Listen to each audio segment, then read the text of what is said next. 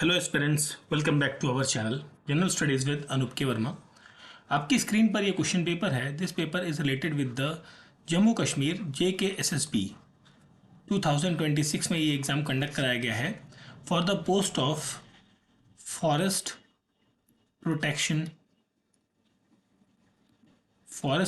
Force, या फिर इसे आप शॉर्ट फॉर्म में कहते हैं FPF, इंस्पेक्टर की पोस्ट के लिए ये एग्ज़ाम आपका कंडक्ट हुआ है ऑन 15th ऑफ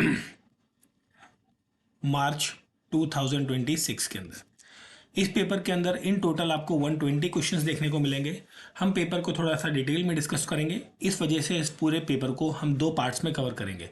तो पार्ट 1 के अंदर हम बात करेंगे क्वेश्चन नंबर 1 to 60 तक, और पार्ट 2 के अंदर हम बात करेंगे क्वेश्चन नंबर 61 to 120 क्वेश्चन को डिटेल में हम प्रॉपरली जितने भी रीजनिंग, एप्टीट्यूड, इंग्लिश सभी क्वेश्चंस को हम यहाँ पर कवर अप करेंगे। ठीक है, पेपर का PDF आप हमारे टेलीग्राम चैनल से डाउनलोड कर सकते हैं, जिसका लिंक आपको डिस्क्रिप्शन में मिल जाएगा। तो चलिए बढ़ते हैं अपने फर्स्ट क्वेश्चन की तरफ। सबसे पहला क्वेश्चन है आपका यहाँ पर। तो फर्स्ट क्वेश्चन में आपसे पूछा गया है organisation of village panchayat, this is related with the article 40। Uniform civil code, this is related with article 44। separation of the judiciary from the executive, this is related with article 50, and the promotion of international peace, this is related with the article 51। तो यहाँ पर B1 DC B1 BA not B1 B1 DC, that is option C बन जाएगा question का correct answer. ठीक है, option C। Next question है right to elementary education was made a fundamental right under article, ये 2A नहीं है, that is the 21A होगा। ठीक है, यहाँ पर मिस प्रिंटिंग है थोड़ी सी।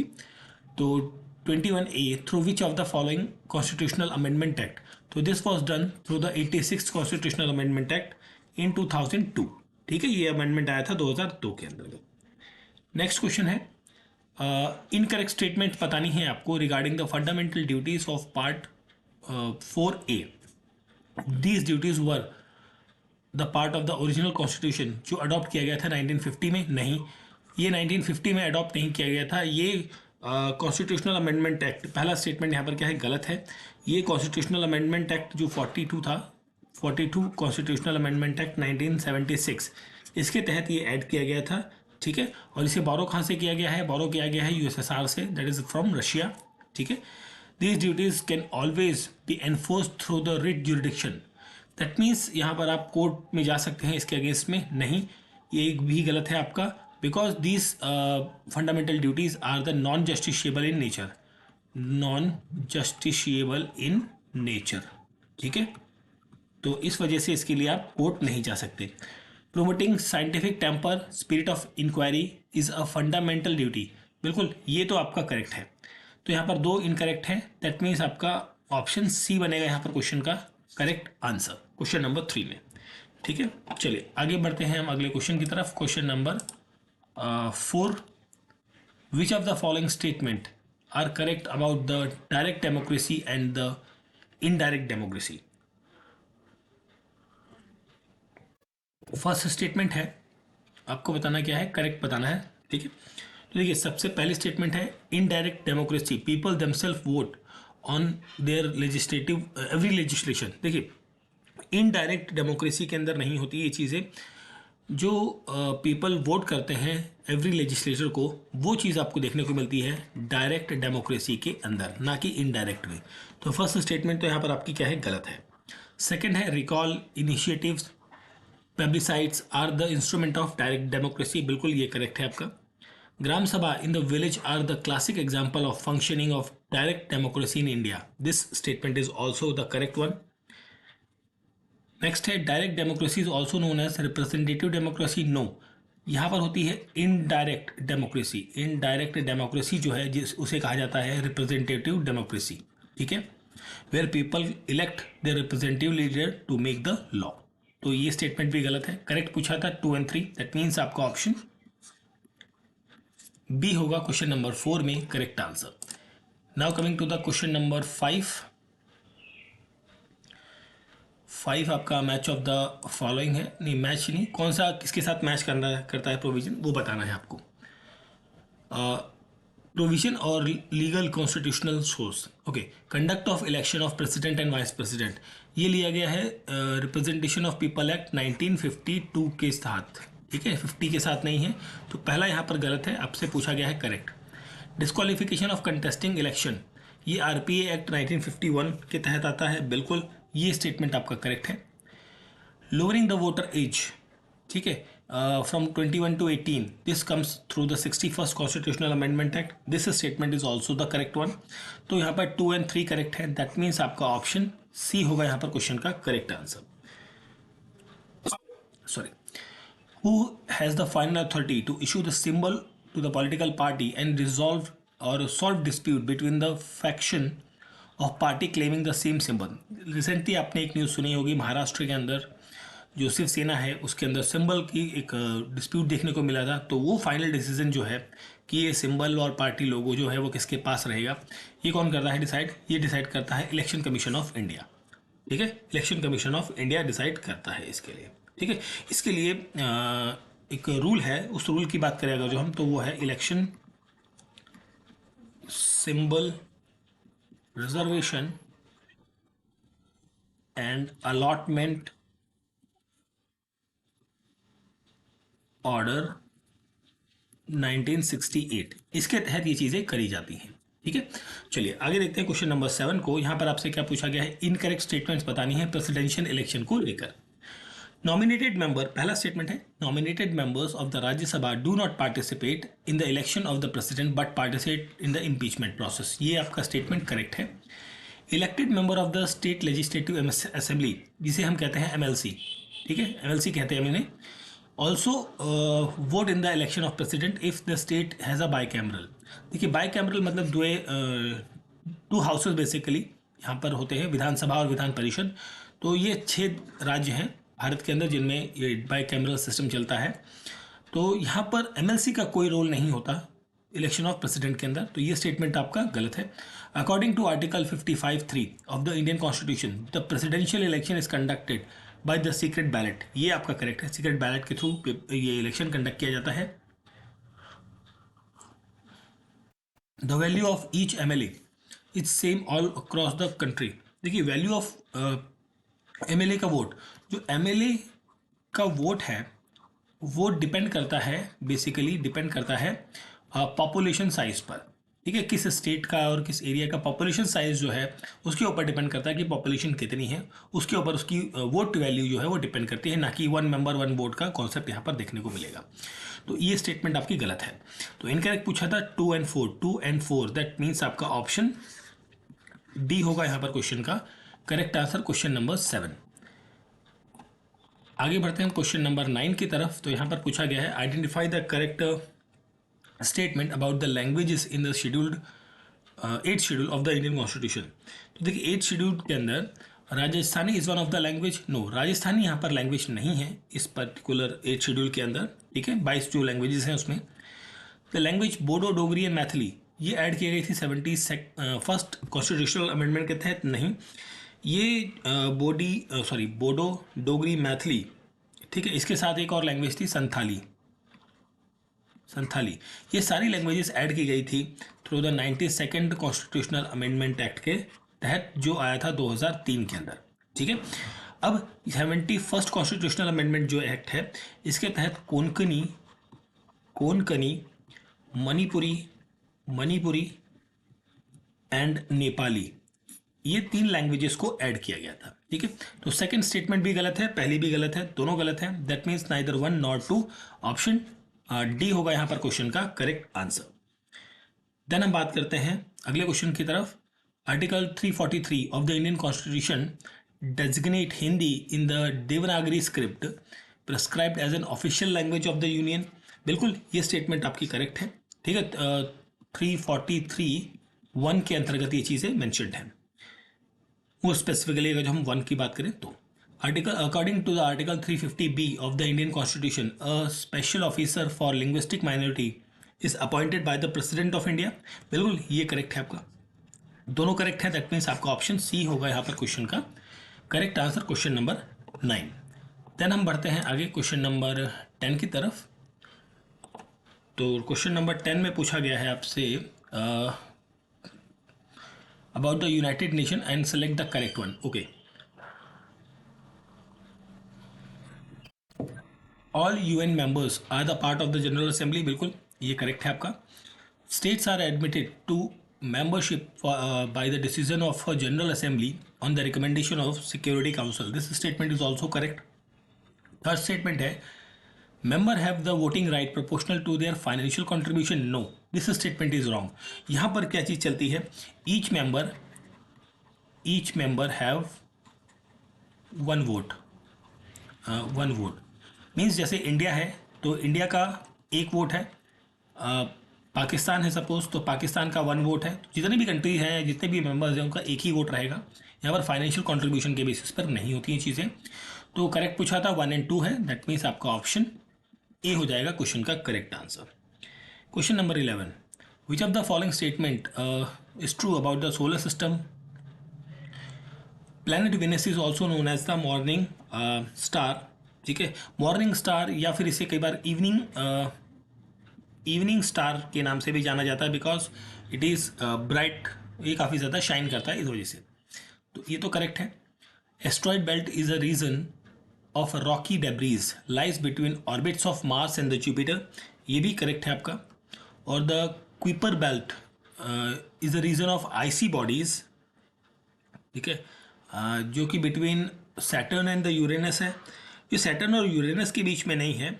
ये आपको देखने को मिलेगी not in Saturn and Uranus. It is found beyond the orbit of Neptune. Neptune की ऑर्बिट के बाद भी आपको देखने को मिलता है. तो दिस इज रॉन्ग. करेक्ट पूछा था 1 and 2 है. दैट मीन्स आपका ऑप्शन बी होगा यहाँ पर क्वेश्चन का correct answer. A ship is sailing from the international date line on a Wednesday from east to west, from America to the Russia. What happened to the day or a date on the ship? यहाँ पर क्या होगा? यहाँ पर क्या होगा? जब आप ईस्ट टू वेस्ट आप ट्रेवल करते हैं तो आप क्या करते हैं? गेन करते हैं 1 day. वो एक दिन को आप गेन कर लेते हैं, एक दिन आगे आ जाते हैं आप. ठीक है, तो यहाँ पर वेडनेसडे था तो यहाँ पर क्या होगा? Date will change to Thursday 1 day forward. ठीक है, दैट इज ऑप्शन सी होगा यहाँ पर क्वेश्चन नंबर 12 का करेक्ट आंसर. ठीक है, चलिए आगे बढ़ते हैं अगले क्वेश्चन की तरफ. सो क्वेश्चन नंबर 13 है. यहाँ पर आपसे पूछा है December 22 winter solstice in the northern hemisphere. Which of the following statement stands true? तो पहले स्टेटमेंट देखें. The sun never set in Arctic circle.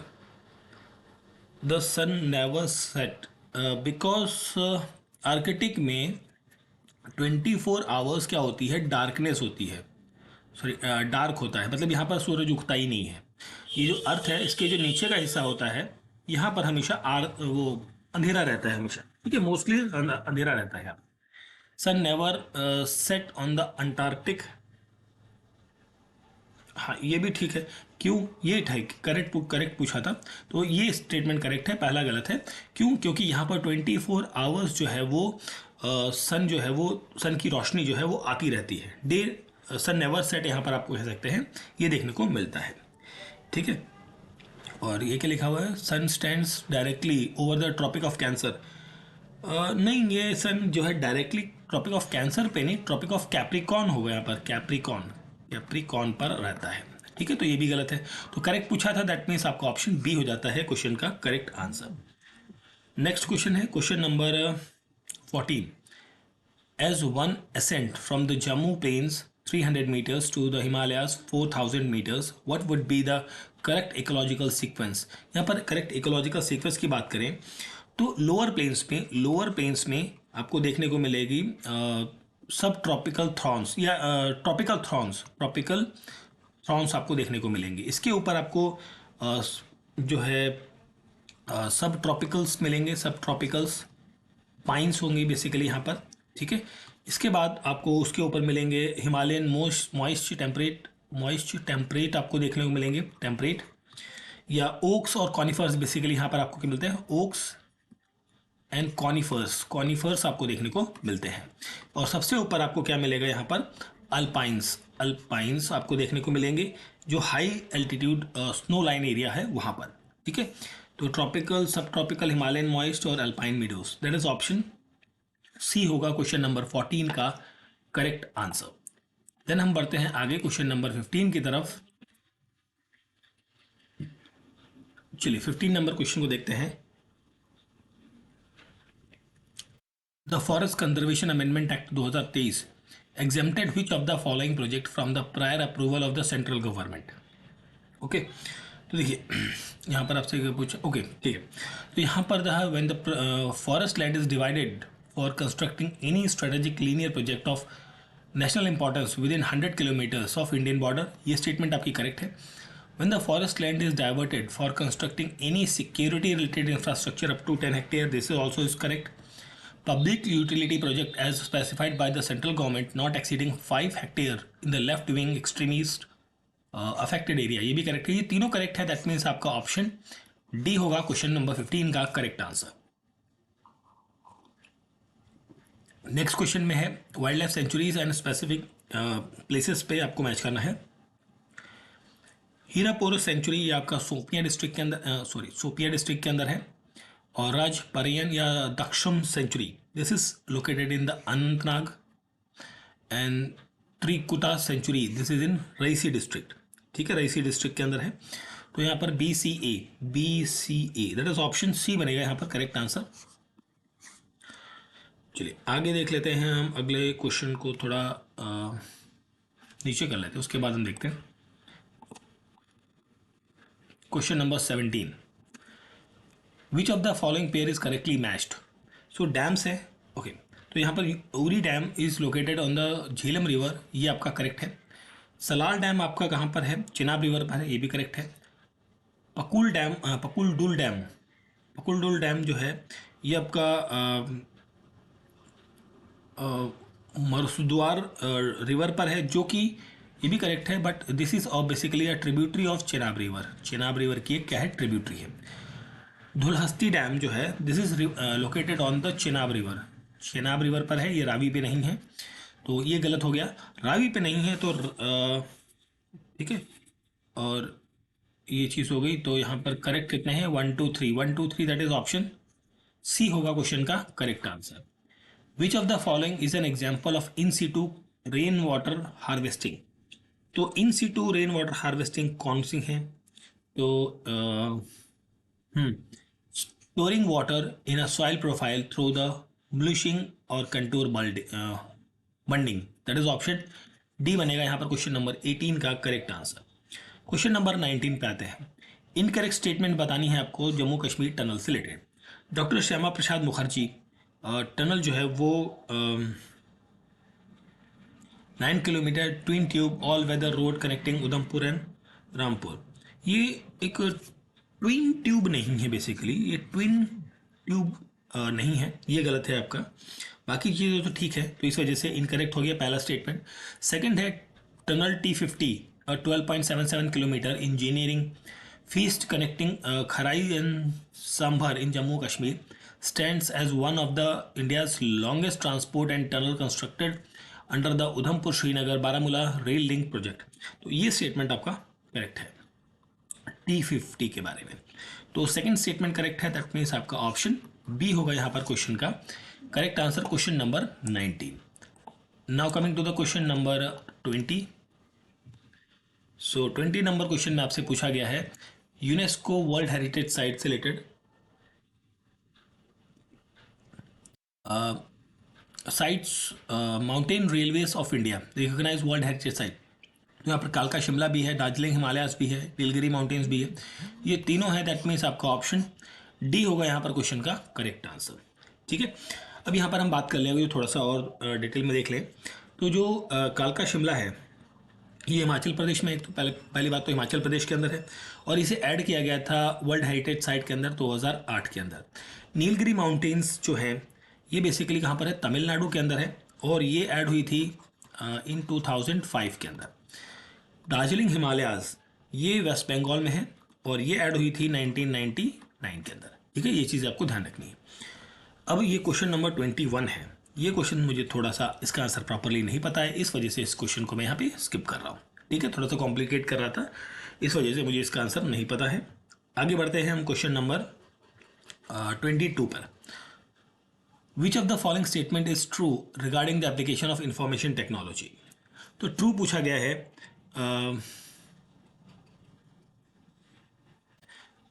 तो यहाँ पर ट्रू जो रहेगा वो रहेगा telemedicine allows doctors to provide consultation using the communication network. Option C बनेगा यहाँ पर क्वेश्चन नंबर 22 का correct answer.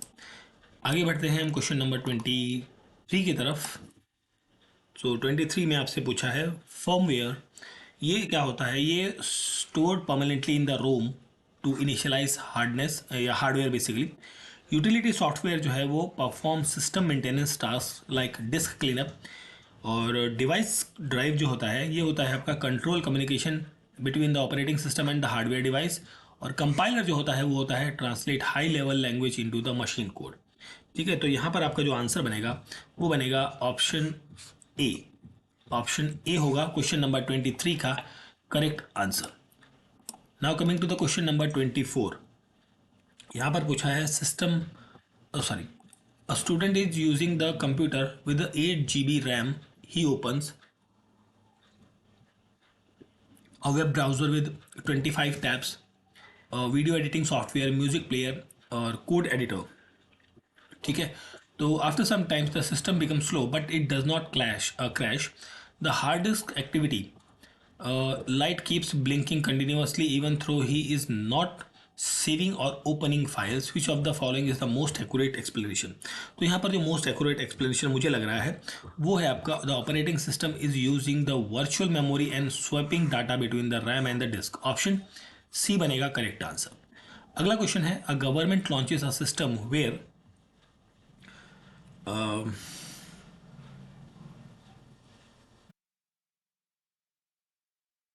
a citizen apply for online documents, application for automatically verified using database, SMS email updates are sent automatically, official approval or proof request digitally, and data is stored centrally or accessed across department. Best explain करता है कौन सी statement यहाँ पर। ठीक है, तो यहाँ पर मेरे ख्याल से IT integrated communication data processing storage and automation, ये स्टेटमेंट आपको बेस्ट एक्सप्लेन करती है इस चीज़ को। तो यहाँ पर क्वेश्चन का correct answer option number C होना चाहिए। Question number 26। A student uploads PDF to online to convert PDF to JPG website. After conversion, he downloaded the JPG file, but later noticed image is blurred, file size is too much, or text cannot be copied anymore. तो ऐसी चीज़ हो रही है, तो इसके लिए क्या accurate reason होगा? तो इसके लिए जो एक्यूरेट मेरे को लगता है the PDF is converted into raster image. ठीक है, तो ये आंसर बनना चाहिए यहाँ पर ऑप्शन ए। ट्रू बताना है KZM फाइल्स और जियो टैगिंग फोटोज को रिलेटेड। तो यहाँ पर इससे रिलेटेड ट्रू कौन सी स्टेटमेंट है? तो वो है geo tagging embedded latitude and longitude inside the image meta database, that is option B होगा क्वेश्चन नंबर 27 में करेक्ट आंसर। नेक्स्ट है क्वेश्चन नंबर 28।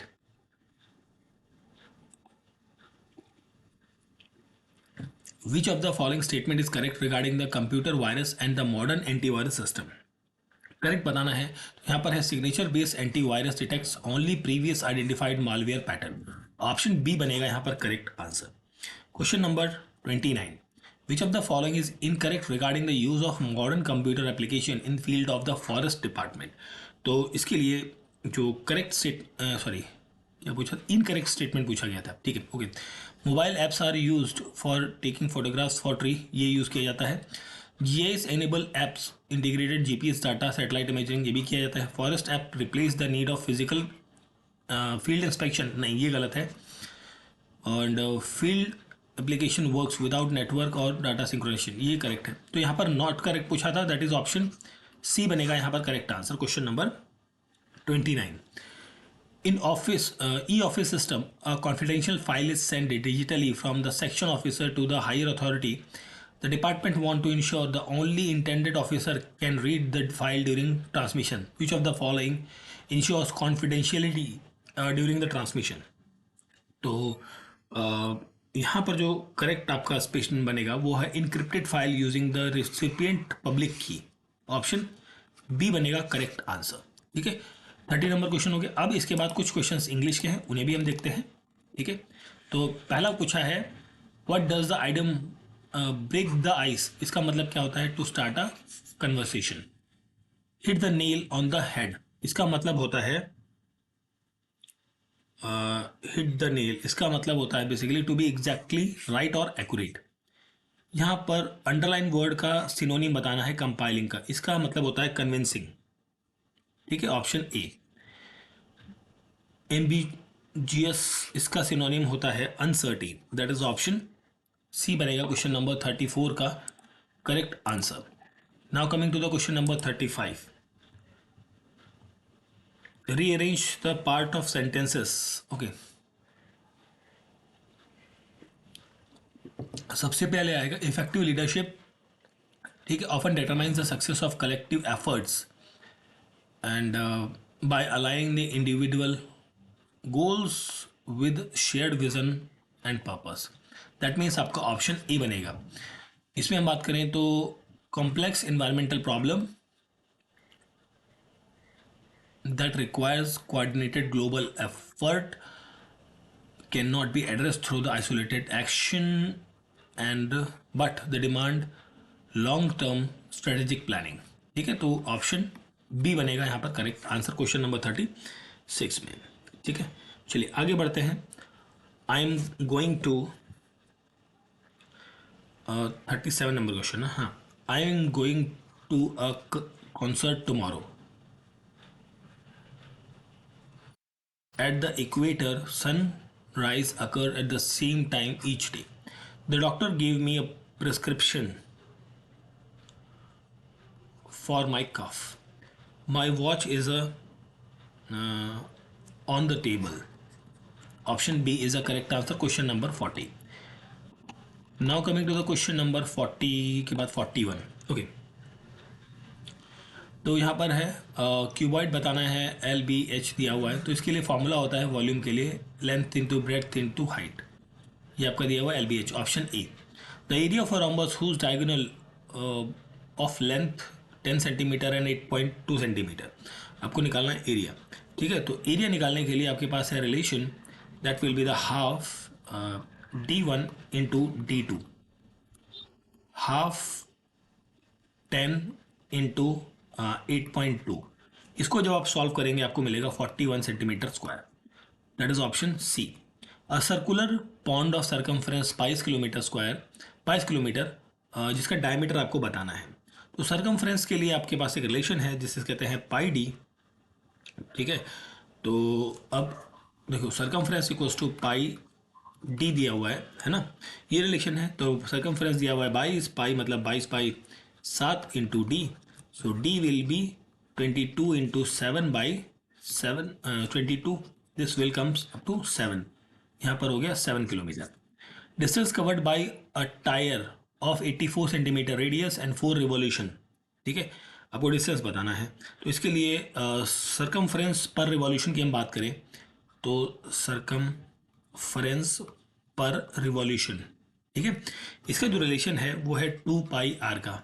ठीक है, तो 2 इंटू 22/7 इंटू आर क्या हुआ है आपका, टायर का रेडियस 84 दिया हुआ है। ठीक है, ये जब सॉल्व करोगे आपको मिलेगा 528 है। इसको मल्टीप्लाई कर दीजिए 4 से, क्योंकि नंबर ऑफ रेवोल्यूशन आपको पूछा गया है, तो ये आएगा 2112। ठीक है, तो दैट इज ऑप्शन बी होगा क्वेश्चन नंबर 44 का करेक्ट आंसर। ठीक है, चलिए आगे देखते हैं क्वेश्चन नंबर 45 को।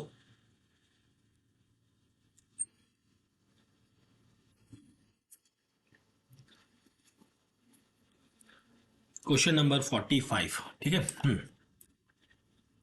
The length of field is increased by 50% and width is decreased by 40%. The percentage change आपको निकालना है। ओके, तो यहाँ पर एक रिलेशन होगा।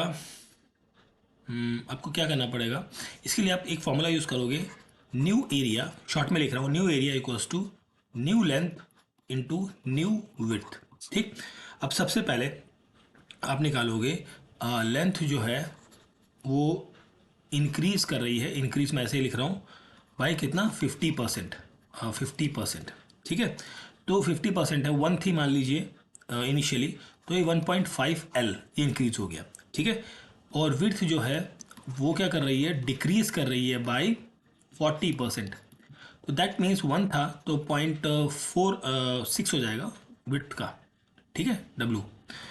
अब यहाँ पर न्यू एरिया निकालना है, न्यू एरिया जो रिलेशन था आपका 1.5 इंटू 0.6, यहाँ पे L हो गया, यहाँ पर आपका 6 विड्थ हो गया, आपको ये आएगा 0.9 LW। एक तो ये रिलेशन आ गया, ठीक। अब यहाँ पर क्या है, 0.9 LW आ गया, तो यहाँ पर इसका मतलब ये हो गया कि यहाँ पर 10% ऑफ लेस जो है वो लेंथ और ओरिजिनल लेंथ और विड्थ या एरिया में आपको चेंज देखने को मिलता है। तो यहाँ पर डिक्रीज में दिख रहा है, तो डिक्रीज दैट मीन्स आपका 10% डिक्रीज मिलेगा answer, option D. Linear equation आपको दी गई है और ये इनफाइनाइट मेनी सॉल्यूशन आपको यहाँ पर मिलेंगे देखने को, ठीक है। यहाँ पर आपको वैल्यू निकालनी है के की, सिंपल क्वेश्चन है। यहाँ पर x और y की जगह इस वैल्यू को पुट कर देंगे 3 और 4 को, तो 3 into 4 is equals to k into 3 plus 7। k की वैल्यू आप निकालोगे तो 5/3 आएगी, ठीक है। तो ग्राफ ऑफ लीनियर इक्वेशन ये है और cut set y equals to 0। तो यहाँ पर y इक्वल टू 0 है, that means x equals to sorry y axis पे है, y एक्सिस पर है। जब y एक्सिस पर है तो यहाँ पर x की वैल्यू क्या हो जाएगी, 0, ठीक है। तो यहाँ पर x की वैल्यू 0 होगी, कहाँ गया इक्वेशन हमारा, ये रहा, ठीक है।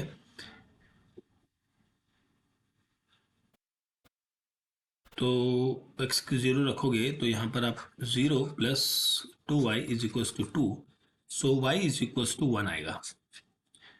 y इक्वल्स टू 1 है और x इक्वल्स टू 0 है, तो ऑप्शन सी बन जाएगा करेक्ट आंसर।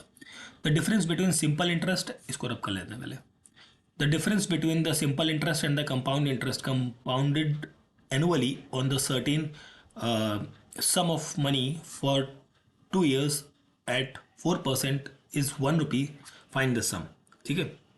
अब देखिए यहाँ पर एक रिलेशन आपको यूज़ करना है और क्या बोलते हैं, क्या हम निकाल रहे थे, डिफरेंस जो है वो क्या होगा, P इंटू R/100 की पावर 2, ठीक है। बिकॉज 2 दैट मीन्स n की जगह मैंने लिख दिया डायरेक्टली 2, क्योंकि यहाँ पर 2 ईयर्स की बात कर रहे हैं।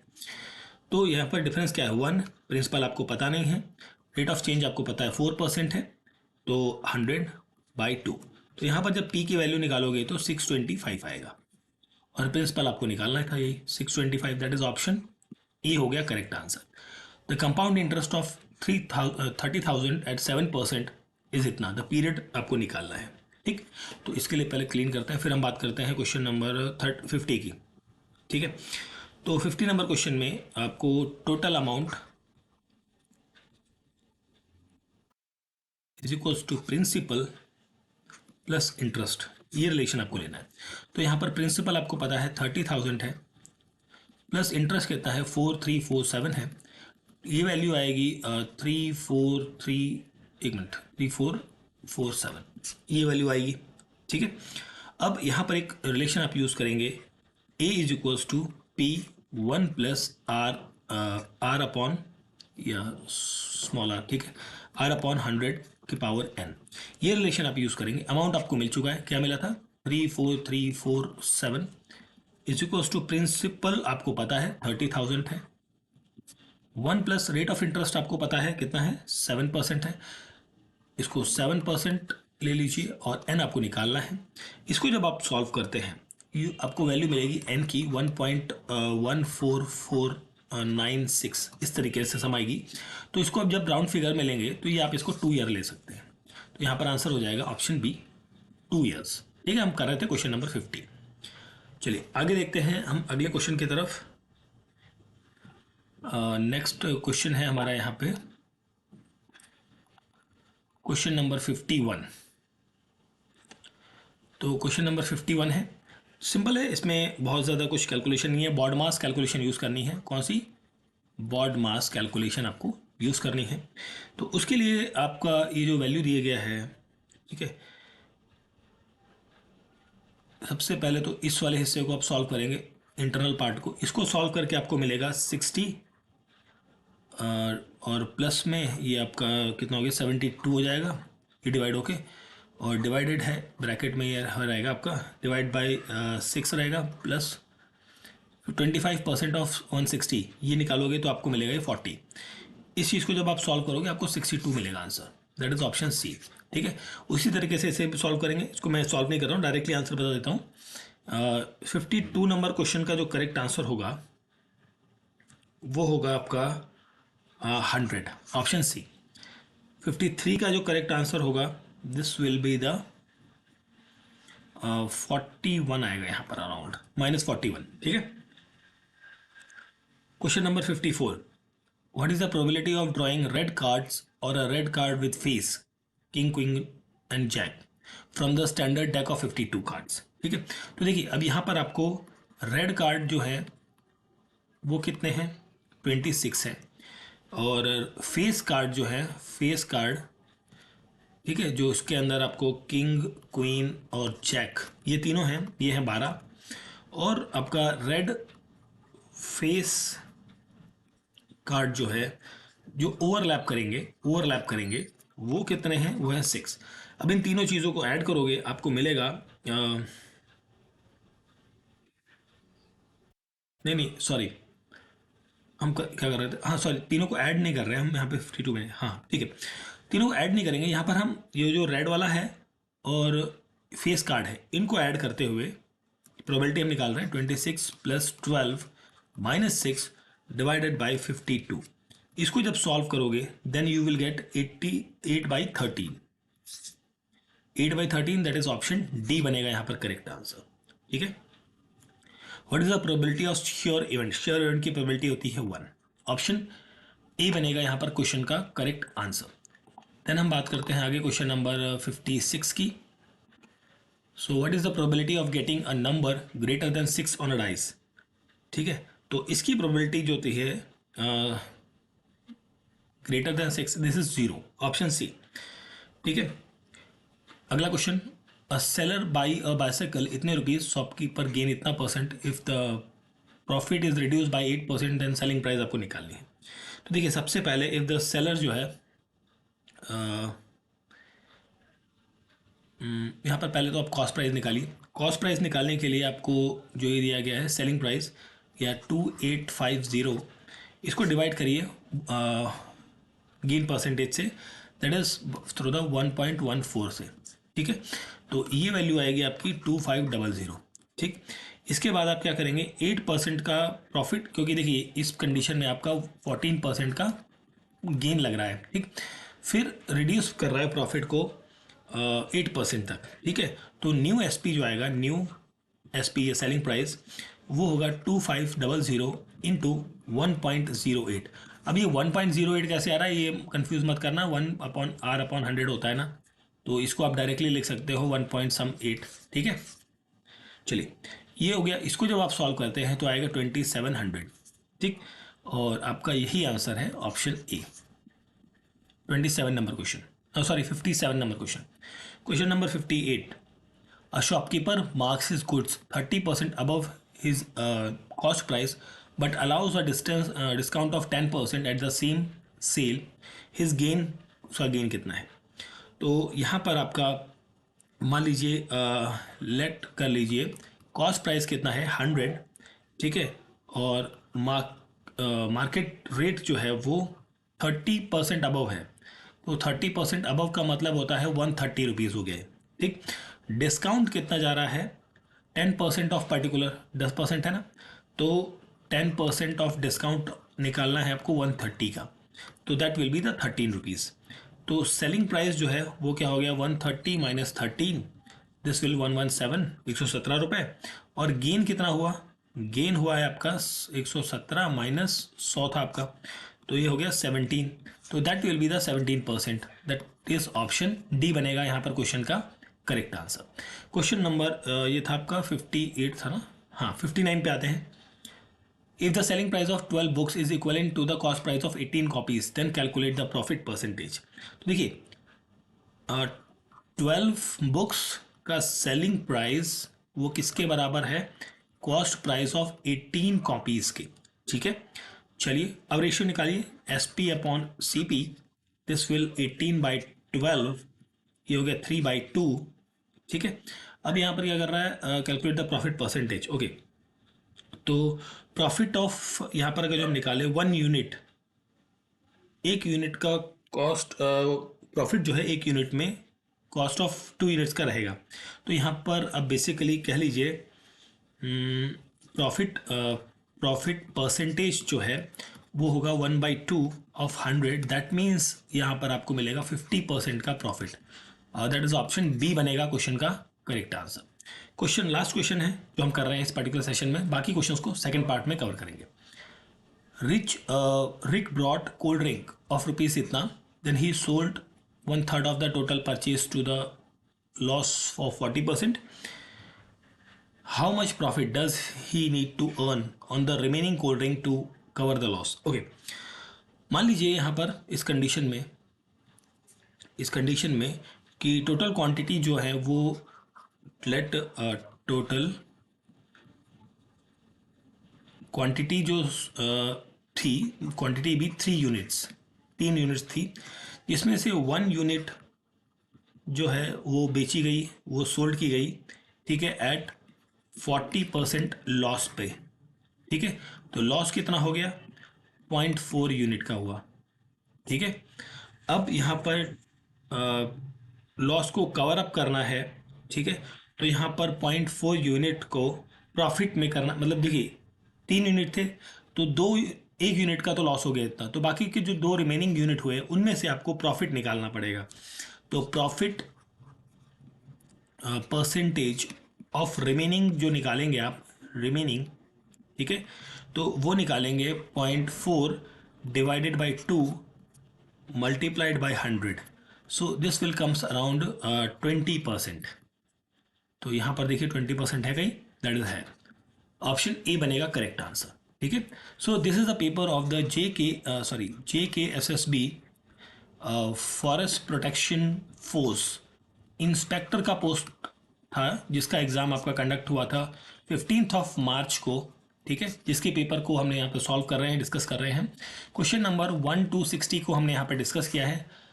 रेस्ट ऑफ द क्वेश्चंस को हम नेक्स्ट सेकंड पार्ट में कवर करेंगे। पेपर का PDF आप हमारे टेलीग्राम चैनल से डाउनलोड कर सकते हैं। Thank you for watching.